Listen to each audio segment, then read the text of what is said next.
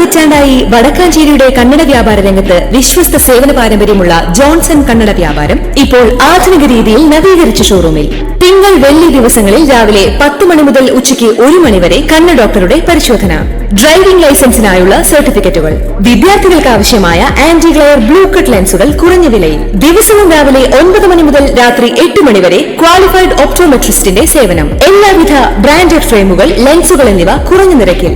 Johnson Kannada വ്യാപാരം, John's tower, divine ആശുപത്രിക്ക് എതിർവശം, Vadakkanchery. Phone 94963474. Parassala Sharon വധക്കേസിൽ വധശിക്ഷയ്ക്കെതിരെ പ്രതി ഗ്രീഷ്മ ഹൈക്കോടതിയിൽ അപ്പീൽ നൽകി.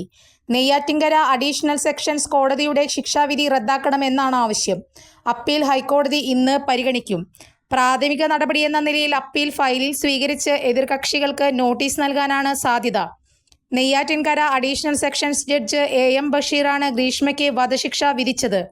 ഗ്രീഷ്മയ്ക്ക് പ്രായത്തിന്റെ ഇളവ് നൽകാനാകില്ലെന്ന് കോടതി നിരീക്ഷിച്ചിരുന്നു. 2 ലക്ഷം രൂപ പിഴയും കോടതി വിധിച്ചു.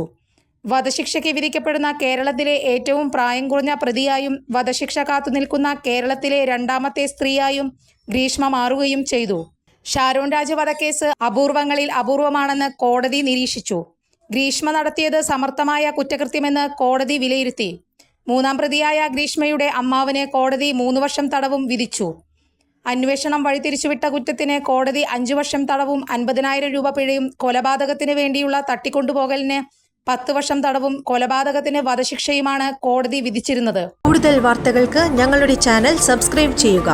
ഫേസ്ബുക്ക് ഫോളോ അപ്പ് ചെയ്യുക. വാർത്തകൾ വേഗത്തിലറിയാൻ എനി ടൈം ന്യൂസ്.